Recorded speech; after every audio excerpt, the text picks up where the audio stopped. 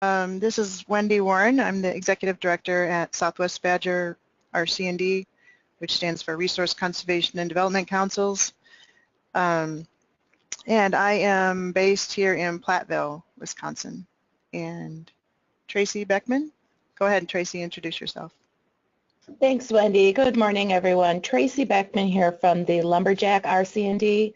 We are based in Rhinelander, where our administrative office is, but we do cover northeastern Wisconsin, 9 counties. So the reason that Tracy is on, and also Carrie Devine will be joining us later in the presentation as well, is because, as you will see, we are an association of several RC&Ds throughout the state. And so we are speaking as an organization, a network, essentially. We're familiar with what the counties are dealing with, not only the counties, but also the municipalities within counties and the state in general as well. We know that budgets are being slashed and your costs go up every year, especially for labor and benefits and insurance, and everybody has to do more with less. And on top of all of that, conservation needs seem to be increasing rather than going away, even though we've been working all these years. So a lot of times paper shuffling takes precedence over your field time. So we're hoping that RC&Ds can help provide a solution for that. So in 1962, the Resource Conservation and Developments were initiated by federal legislation, and 7 were formed in the state of Wisconsin to serve all of the counties in Wisconsin, plus the Oneida and Menominee Indian Nations. And in 2011, federal funding terminated for support of RC&Ds, and so we lost our support for the basic operational needs, such as admin, office space, insurance, communications, etc. And since that time, 2 RC&Ds have dissolved. One is named Town and Country, which was in the southeast side of the state, and Prurata. I'm not sure if I'm saying that correctly or not, but this is just a sort of a generalization of the map, how it was originally when all 7 RC&Ds were in place. You can see the northern one, and then the southeast one are the ones where there are no names right now. Those are the ones that have dissolved. And since that time, some of the other RC&Ds have absorbed some of the counties from those regions. Golden Sands, I think, has probably absorbed the majority of those counties. Not the majority of all of the ones that don't have an RC&D, but I would say they've absorbed more counties than the other RC&Ds have. And just for a quick look, there are each of us has our own individual logo. And then so there's the counties, the Glacier Land has Golden Sands, Lumberjack. In general, we all sort of had around 9 or 10 counties, and now we're absorbing others. Absorbing, I don't mean like taking, I guess absorb is a bad word. What I mean is we're providing services in those counties, River Country and Southwest Badger. So if you don't see your county there somewhere, that's probably because you're probably not being serviced at the moment by any of the RC&Ds that are currently active. So there are several things that we all share. All of the RC&Ds have a very similar mission. They may not state them exactly the same on their websites, but they basically all are active in order to improve natural resources and at the same time economic development and quality of life. So not only are we interested in improving the natural environment, but we look for projects that simultaneously also keep working lands working and keep improving landowners' income and community income. And so we look for projects that have the ability to do both. We don't want to stifle the economic development because of the environmental impacts of some project that we're doing.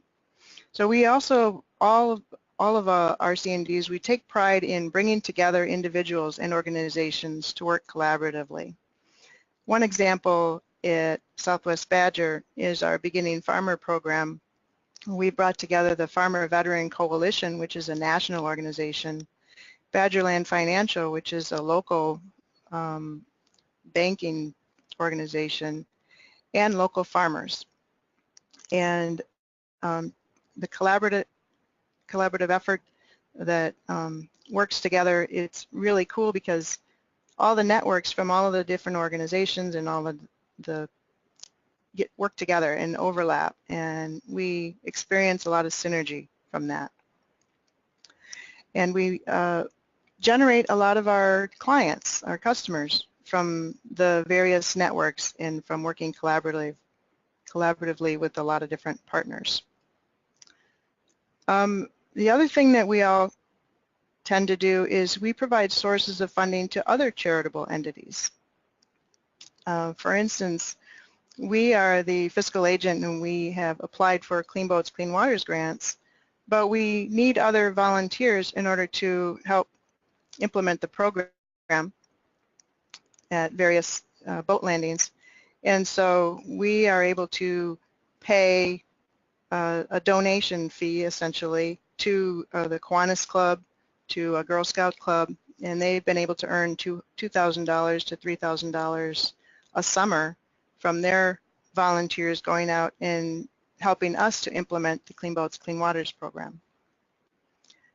I think one of the other really big advantages that RC&Ds have is that we really are not a government organization.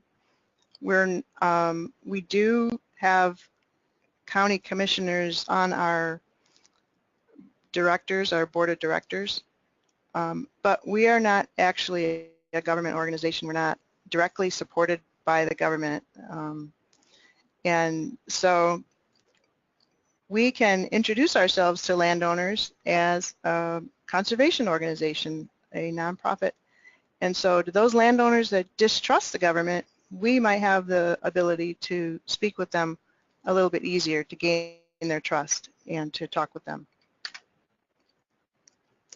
We're also very, very flexible because we don't provide a lot of benefits, so that might be a disadvantage for staff. And so our overhead is low and we are very flexible. We can pull together projects from various places and create a position to address all of those projects. Or if you just need something temporary or something part-time, we can find a person who would be willing to do that type of work. Counties aren't really in a position to hire temporary or part-time sometimes, or maybe they don't have the time to deal with it. There is a lot of time that you spend interviewing and screening people, but so no job is too small for us to work with. We tend to attract, because of the nature of our business at RC&Ds, we attract very knowledgeable and very passionate staff. And if they weren't passionate about the work they were doing, they wouldn't be working for us. And so they are very dedicated, but also very knowledgeable. I have an opening right now for an aquatic invasive species coordinator, and it's amazing the talent that's knocking on our door to fill that position, even though it's a grant-funded position. So we bring in excellent new knowledge and expertise into the area. We are also very well connected. Because we have a diversity of programs and a diversity of partners that we collaborate with, we have a lot of networks that we're tuned into. And not only that, but one program area can support another program area. So our forester might see an issue when he's talking with the landowner and might see that there's a prairie restoration that needs to be done, or that this person might have the interest in starting a grazing operation. And so he can refer to other people that are grazing specialists, or he might have some invasive species that we need to deal with. So there are all different opportunities for connectedness, and that is a real big advantage for us. And since we're also connected with the counties that we work in, we can also make referrals that way. So it goes back and forth. And as I mentioned before, we have very low overhead.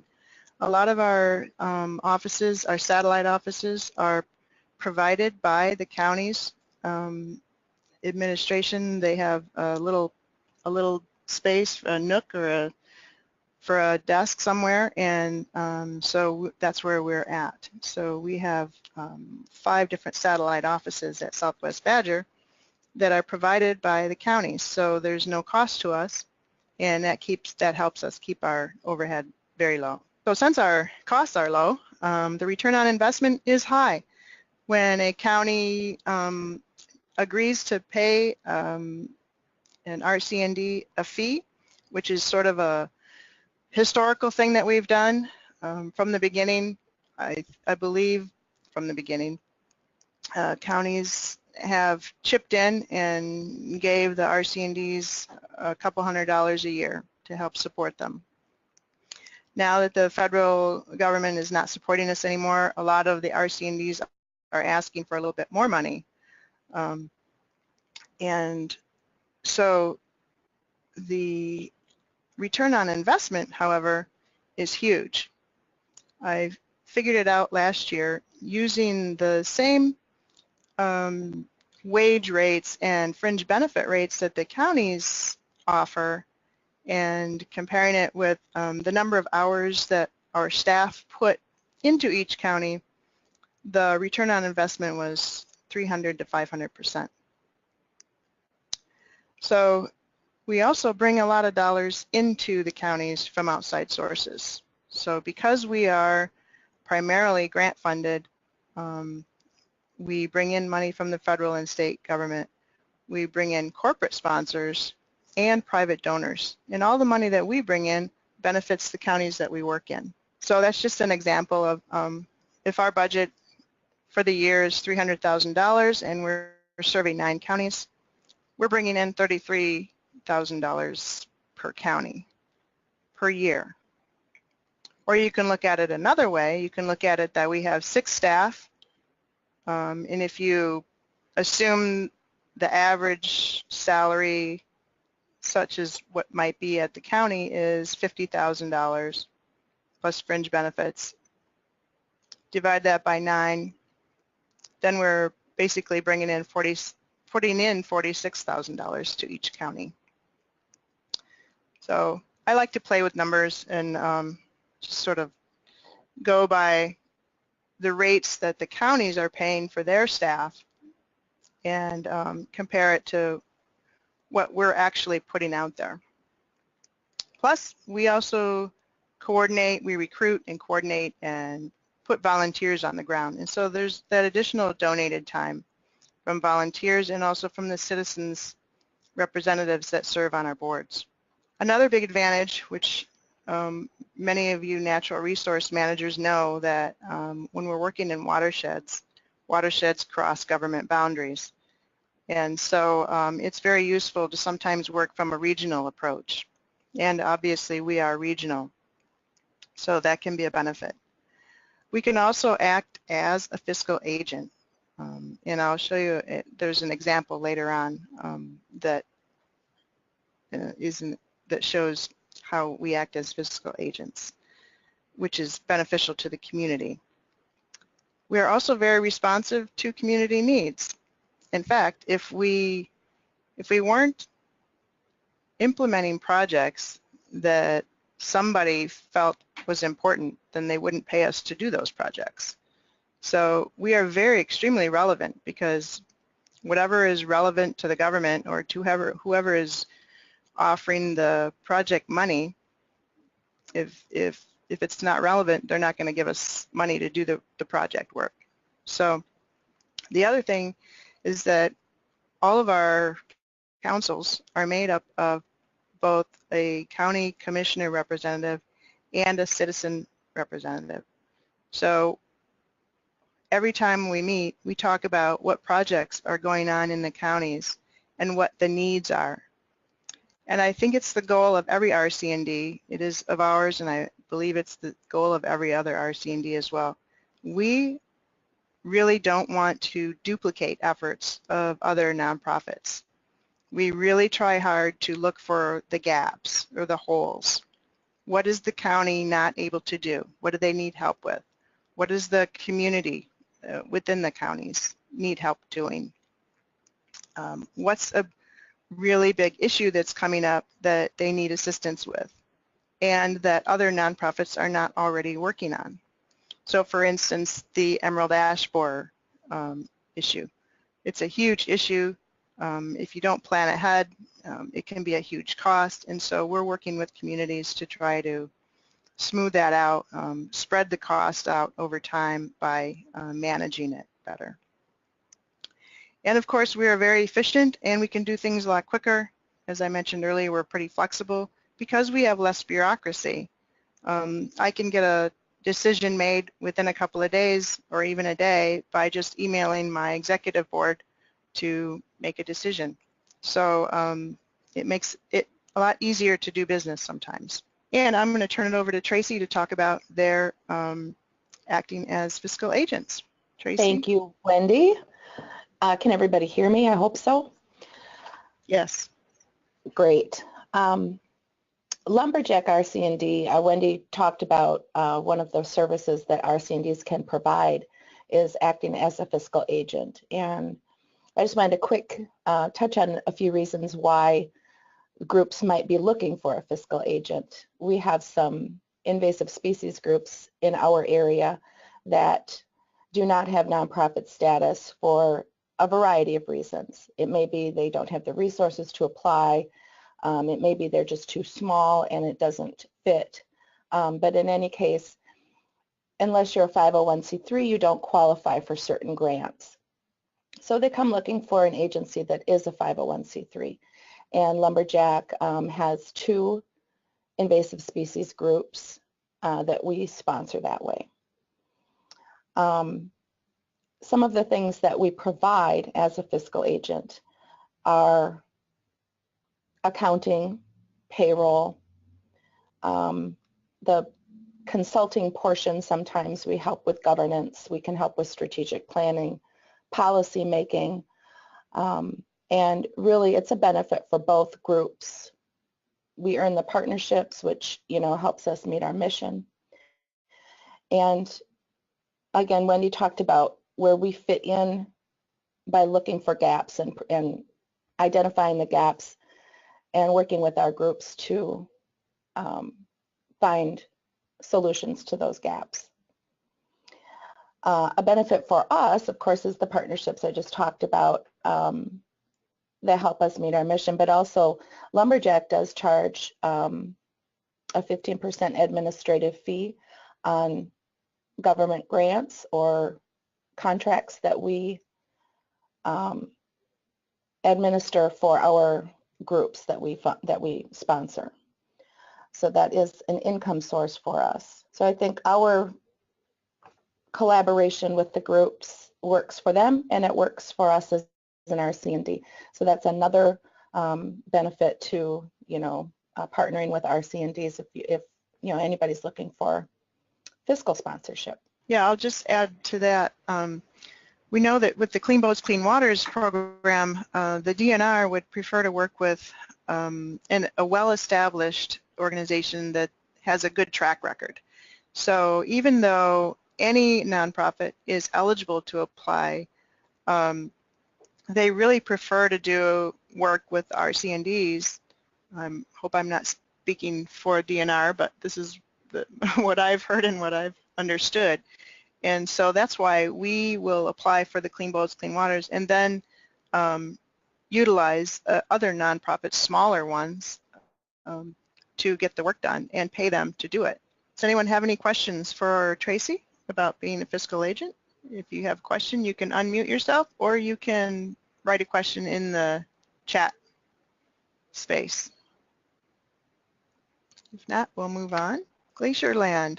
I believe Carrie Devine is also in the meeting with us. And Carrie, if you want to unmute, you can talk about the full circle urban wood utilization. I mentioned a little bit about emerald ash borer, and this is an excellent project that supports what I was talking about.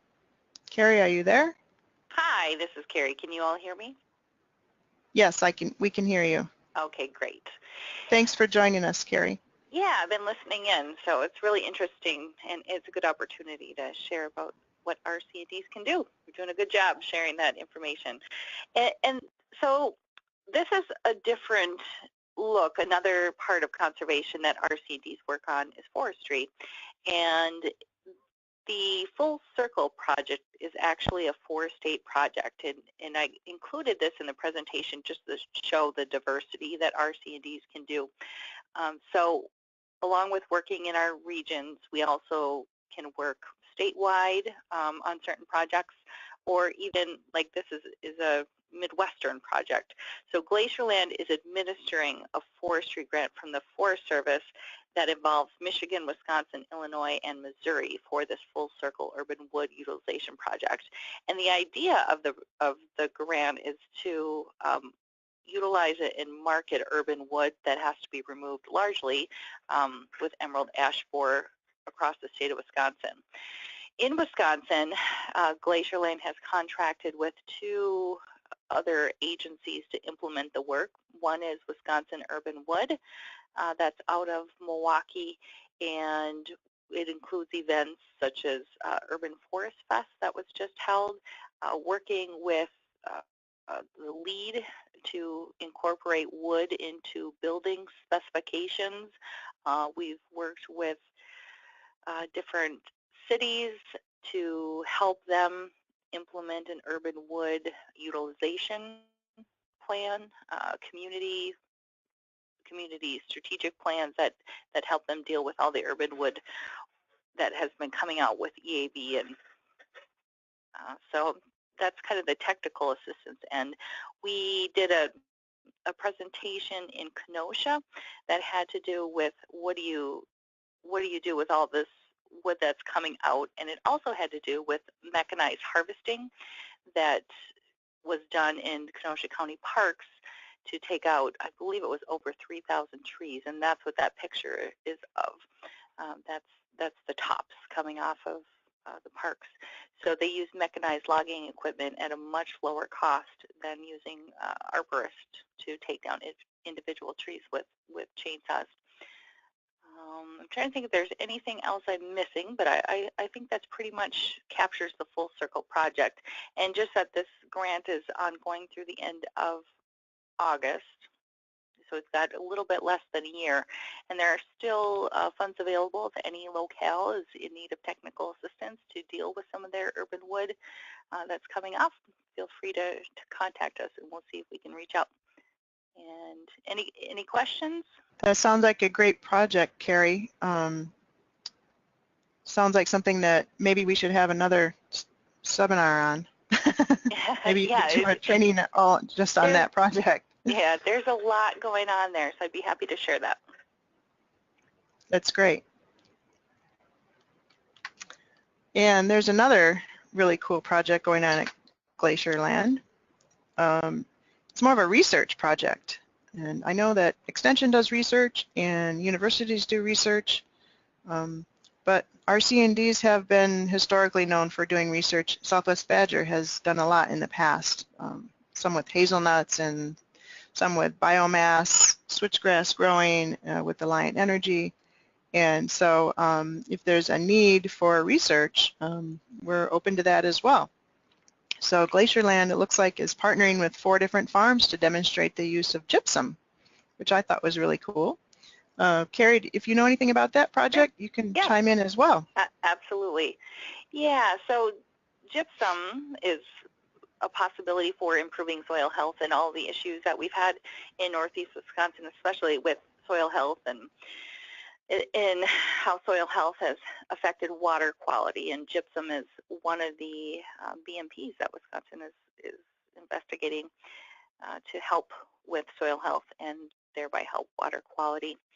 And we just finished this project, actually, and so we applied gypsum on 4 farms in partnership with the Great Lakes Commission, and it was a demonstration project. So that part of it was not research-based, but we did partner with We Energies to expand the project and look at research.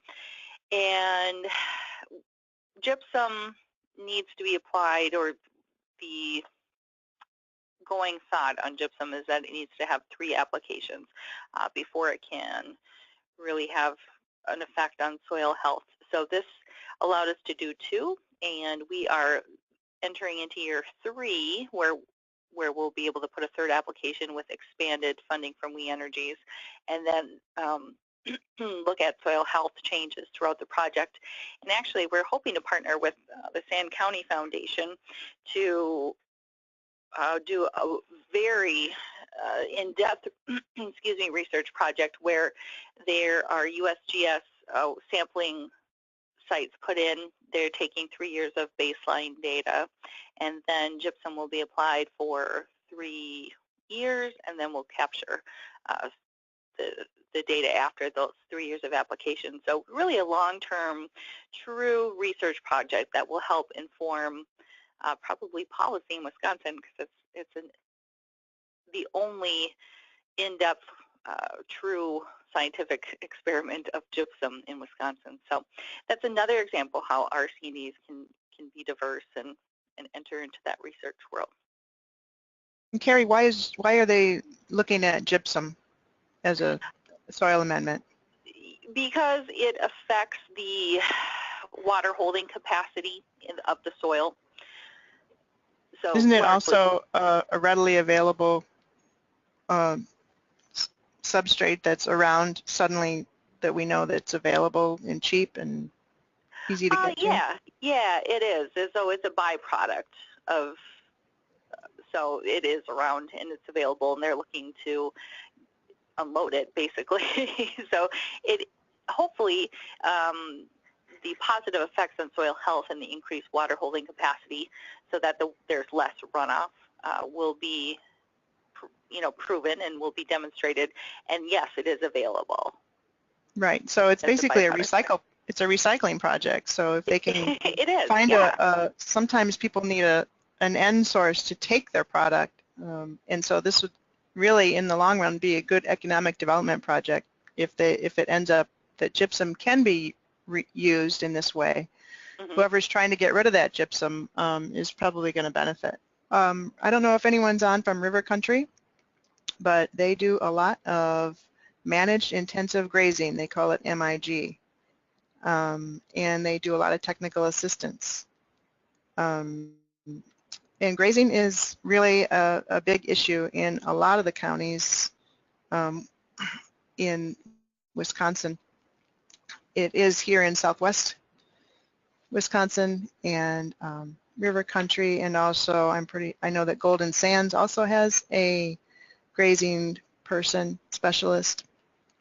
And so part of the reason why grazing is so important has a lot to do with economic development, but also with resources. We know that we can reduce soil erosion and increase the absorption of nutrients with pasture lands versus croplands. And so that's a big reason why, and not only that, but we are also benefiting the landowners and the keeping working lands working. So that the two goals in our mission are very well established when we're working with grazing. It just shows here in 1993 we had 7% of dairy farmers used managed intensive grazing, and in 2004 23% started using managed intensive grazing, according to Pastures of Plenty organization. But the couple of things that are very much related to grazing are that when we work with landowners and increase their grazing and increase the production from grazing, we increase the number of small farms that are actually able to keep up and running. And that benefits rural communities. The more small farms we have and the fewer gigantic industrial farms we have, the more beneficial it is to rural communities. When we have more farms, we have more shopping, and we have more people attending school. It also lowers production costs for farmers when they have really well-managed grazing. They don't have to go out and sow seeds and harvest corn and move it around and store it and feed it to the animals, but also the animals are much, much healthier when they're on grass than when they're on feed. And so it really lowers the cost because of the health of the animal. It improves herd health and environmental health. And so we all promote grazing where grazing is possible. I'm not sure that they have too much grazing up where Tracy's at in the lumberjack area. No, they we're probably have mostly too many forests up here. Yeah, too many trees up there, but that's okay. So Golden Sands RC&D, I don't know if there's anyone on from Golden Sands. If there is, go ahead and unmute and talk about your projects if you'd like. If not, I will talk about them. And I don't know a lot about them, but I do know that they have one forestry project which is very unique because they are helping individual small landowners to organize into what they call management blocks. And so the management block of landowners can market their wood that they've cut. They can also act as one entity to have their wood harvested. So where a lot of cost comes in when somebody has to come in and harvest on a tiny little plot of land, the cost is going to go down if they all are collaborating together and they all have it done at one time.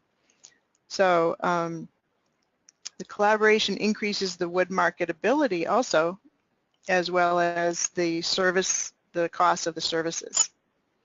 It also increases the supply of Wisconsin-grown sustainable wood.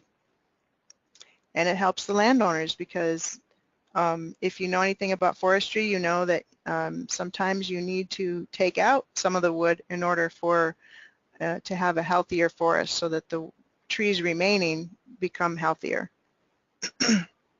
The other interesting thing about this project is that it's funded by grants and sponsorships. So they have brought in corporations like Verso and LL Bean, along with the Rough Grouse Society and the United States Forest Service, all working together to make this happen for small landowners. So that's a really unique project that's probably a great model for other people to emulate. Another project that Golden Sands RC&D is doing is working on with the emerald ash borer issue, providing community assistance. They are helping the communities that they're working with to educate the public so that there's not a huge public outcry. When the city has to go and cut trees, they don't want people screaming and yelling and stomping into City Hall about the trees cutting because they don't understand why they need to be cut. So the Green Ribbon campaign is helping to offset that conflict. But it also is helping the city to understand just the magnitude of the problem because they're helping them to do an inventory of the emerald ash borer. How many trees do you have that are going to have to come down? How many trees are you going to need to replace those trees? Because you don't want a totally bare city streets. And so the planning in advance for which trees need to come down and when they need to come down can spread it out over time. The other thing about the ash tree is that it becomes very, very brittle, and so you can't wait to the last minute because it's extremely dangerous. Unlike other trees, it's hard even for people to fell the trees because it's so dangerous climbing up in them. So there are a lot of issues surrounding the ash borer tree invasive problem. And luckily the state department, DNR, has money to offer in grants to assist the communities Southwest Badger has taken advantage of that in the past and has helped several communities to plan, and will be also looking to do that in the future. So I don't know how many other RC&Ds are taking advantage of the Wisconsin's urban forestry projects, but I think it's very, very valuable. Southwest Badger, as I mentioned before, we also have a grazing specialist on hand. But the grazing became apparent that there were a lot of beginning farmers when we started working with grazers, and that so what works out really well is the dovetailing of projects. So our goal is to increase the number of farmers and the amount of pasture land. And so what we're doing is helping to create more small farmers by matching up experienced farmers with mentees so that they can gain their confidence. When we were just doing grazing brokering and matching up grazers with livestock owners, we learned that a lot of beginning farmers had a lack of confidence. They didn't want to get started because they were afraid. They didn't know enough. They also needed a business plan, and they were having trouble gaining access to land. So those are the three issues that we're dealing with, that we're helping beginning farmers in our mentorship program. We have 2 more years working on that project. At the same time, we are actually being able to educate the mentors and the mentees. So the experienced farmers are learning because they're working with our grazing broker or our grazing specialist. He's one and the same person, and teaching managed intensive grazing to both the experienced farmer and the beginning farmers. So we're tackling several different issues all at the same time. With our grazing broker program, we're targeting conservation reserve program expirations. So landowners where their CRP is expiring, they have the tendency to go into cropland or to just go into idle land. And so we're trying to prevent the going into cropland by addressing those farmers. In fact, they've all received in Iowa County a specific letter telling them that there are options. And so we had a great meeting, and a lot of leads were generated from that and from contacting those landowners. So our grazing broker program matches up landowners with grass-fed livestock farmers. And so therefore we're increasing the amount of pasture land, because some landowners would just let it go idle, or they might have a tendency to rent it out to crop if they didn't have a renter that was interested for grazing. So it teaches both the landowner, again, and the renter about managed grazing and soil health, because the person doing the matchmaking is our grazing specialist. So it's a win-win for both. And the important thing is that you can start farming very low cost if you are renting pasture. Badgerland Financial supports this and makes this statement at a lot of its presentations.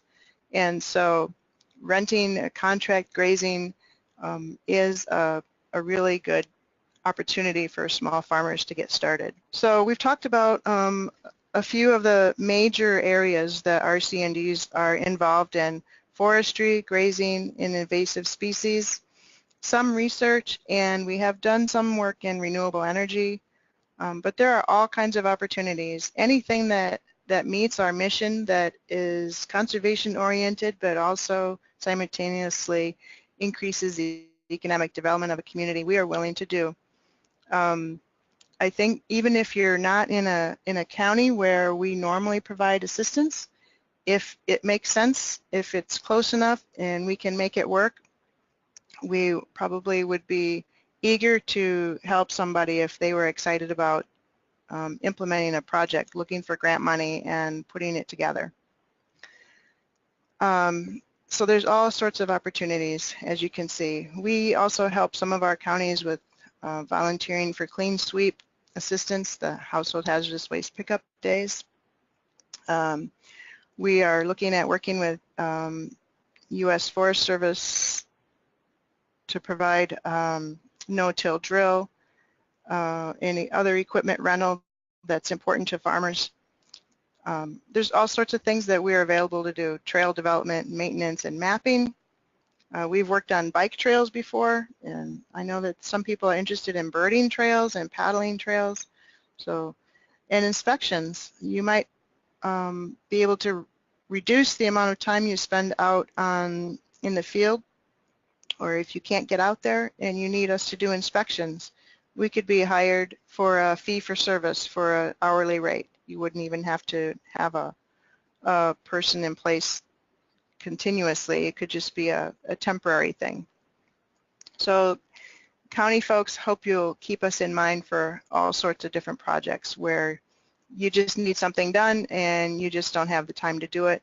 Maybe you have a little bit of resources, and we can match it up with some other resource, some other grant or some other organization. Or if you have no resources, no money at all, we can help you look for grant money in order to fulfill that need. As I mentioned earlier, we give back to the communities that we're in also. So Lumberjack is a very well-supported organization. I don't know how they have done so well. I think Tracy might be able to fill us in on that, but you want to talk about Lumberjack, Tracy? How come you have money to give away for projects? Well, it's an interesting way. You talked earlier about how government funding went away for RC&D. So when that happened, some had to fold. Lumberjack was lucky enough to have enough money to keep going. We had the contract with the U.S. Forest Service and the DNR to do the state forest inventory. So because we have that contract, it's a sustainable 5-year contract that keeps us going. At the end of that contract, if there are monies left over, and like I said, it's a contract, so we go in with a bid, and then sometimes there are funds left over, and with those funds we're able to, the government does not require us to give them back, so we turn around and use them to support projects that meet our mission. They help with economic development, they help with quality of life, they help with natural resources. So all of those things that Wendy talked about in meeting, our collective mission, we do with funds that are left over. We also have a Tri-County AIS grant, so we employ an AIS coordinator, and like I said, we help with the fiscal sponsor for several invasive species groups. Our process of awarding grant funds is ongoing. We're always trying to improve it, so we're working on making that process even more streamlined and smooth for groups that apply for grants through that program with Lumberjack. Any questions? Thanks, Tracy. Yeah, you bet. We also had some leftover money for a grant, and so we amended the grant a little bit, and we were able to pay 3 landowners for infrastructure improvements for their pasture lands, and then we purchased the renting rights from them for 3 years, and then in return we will have renters on the property, which will generate income for us for the next 3 years. So we sort of created a sustainable model for grant funding, and we're going to try to emulate that again, replicate that project. So there are lots of creative things that we can do. We also are providing free grant writing assistance to any nonprofit organization that has a conservation mission within the counties that offer to pay us the full annual fee that we're requesting each year, because that is completely voluntary fee. And then River Country, I saw from their website, they offer 1-hour consultations for pasture analysis and invasive species ID and and organic transitioning. I think that all of the RC&Ds, because we're in a difficult financial situation, we're all kind of looking towards a fee-for-service situation. So if there are landowners that are interested, but we don't have a particular grant that's covering that project at the time, we can still go out and assist a landowner at a very low cost compared to a consultant agency. The take-home message is that county support and other communities is critical. We need partnerships in order to help leverage grant dollars. We also need cash support because the grants don't all pay for 100% of our operations. They don't want to pay for overhead. They don't want to pay for administration. They don't want to pay for insurance, etc. So cash support is really important. That's why all of the RC&Ds are still going out annually asking the counties for a cash donation, an annual donation. In-kind support is also critical and very important, which I've found most of our counties are really good about providing in-kind support, which is really, really appreciated. They provide office space, they provide staff time, meeting space, and volunteer their own time. But if that doesn't continue, if we can't work with counties and if we don't have enough cash support and enough in-kind support, we could go by the wayside, just like the other two RC&Ds have done. They've dissolved. So my message to you is use them or lose them. The next slide provides the contact information for the main people at each of the RC&Ds that are still in operation. And I understand this presentation is recorded, so it'll be available. But also you can go to the Wisconsin Association of RC&Ds to get the contact information for any of the RC&Ds, and their link for that is here. And we have a survey for you to complete. I'll let Penny talk about the survey. That it's sort of an experiment. And if there are any questions, I could be happy to take questions at this point.